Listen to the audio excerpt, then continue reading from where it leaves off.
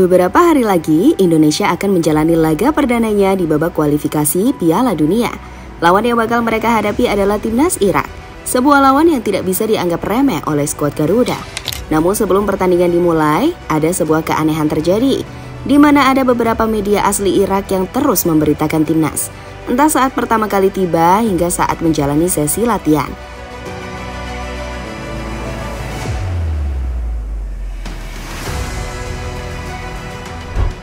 Seperti yang sudah direncanakan, skuad Indonesia beberapa hari yang lalu langsung bertolak ke Irak dalam misi menjalani babak kualifikasi Piala Dunia.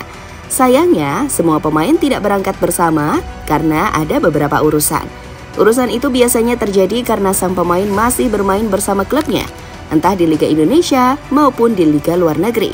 Contoh pemain yang tidak berangkat bersama adalah Nadeo Argawinata dan Adam Alis, karena mereka masih membela Borneo di Liga 1. Selain mereka, ada juga Shane Patenama dan Rafael Struijk yang masih sibuk membela klubnya masing-masing.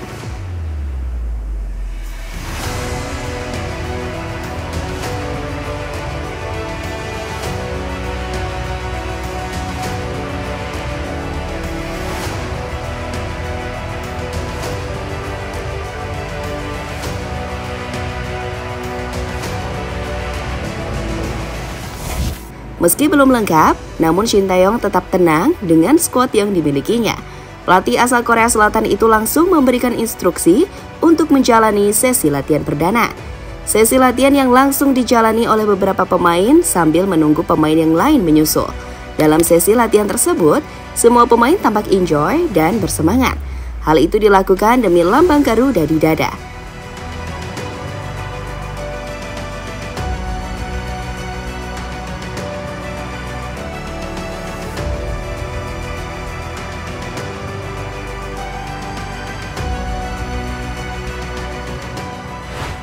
Selang beberapa hari kemudian, para pemain yang lain akhirnya tiba di Irak.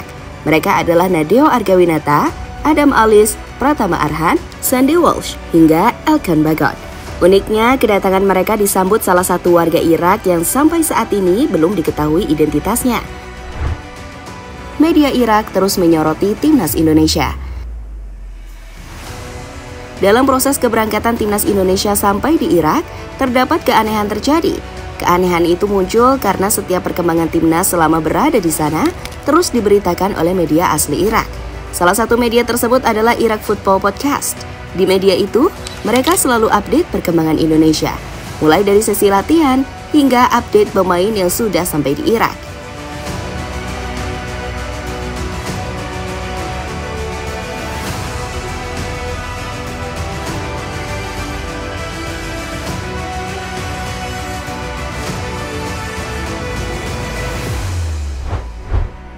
Irak kaget dengan skuad Indonesia sekarang. Indonesia dan Irak adalah dua negara yang sudah sangat lama tidak bertemu, sehingga kedua tim dipastikan kesulitan saat mencoba membaca kekuatan masing-masing. Namun tampaknya, saat ini Irak cukup terkejut dengan perkembangan timnas Indonesia. Salah satu perkembangan itu adalah banyak pemain timnas yang bermain di luar negeri. Hal itu diketahui saat para pemain Indonesia datang terpisah. Contohnya rombongan pertama yang mayoritas bermain di Liga 1, kemudian disusul rombongan selanjutnya yang mayoritas bermain di Eropa.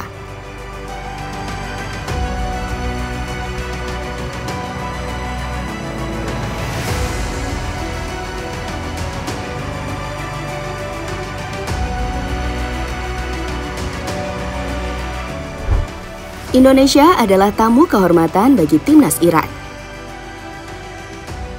Setelah ditelisik lebih dalam, media Irak akhirnya mengungkapkan alasan mengapa mereka terus memberitakan timnas Indonesia dalam beberapa hari terakhir. Bagi mereka, Indonesia adalah tamu kehormatan. Karena laga melawan Indonesia adalah laga pertama kali dalam 4 tahun terakhir yang dijalani oleh Irak di Basra International Stadium. Sebelumnya, Irak memang bermain di sana. Namun pertandingan tersebut bukanlah pertandingan resmi dan sehingga tidak diakui oleh FIFA.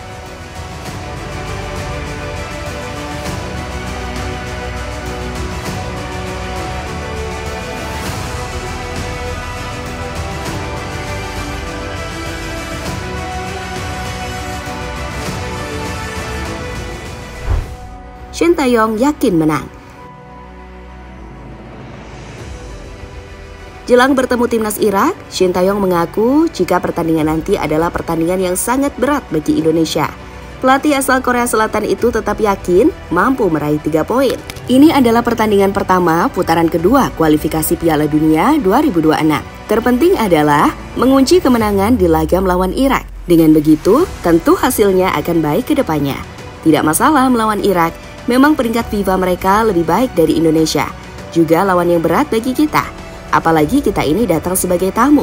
Tetapi saya akan berusaha semaksimal mungkin akan membuat taktik yang bisa meredam mereka, kata Shin Tae-yong pada situs resmi PSSI.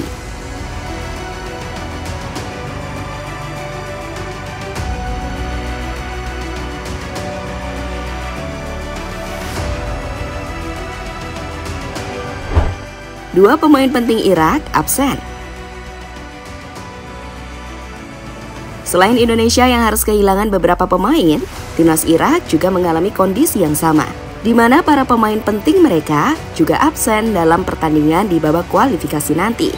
Di antara pemain itu adalah Zidane Iqbal. Mantan pemain Manchester United tersebut tidak dipanggil oleh Jesus Casas karena jarang mendapatkan menit bermain bersama timnya saat ini, FC Utrecht. Selain Iqbal, Irak juga kehilangan pemain andalan mereka, yakni Ahmed Farhan. Pemain berusia 23 tahun itu absen karena mengalami cedera.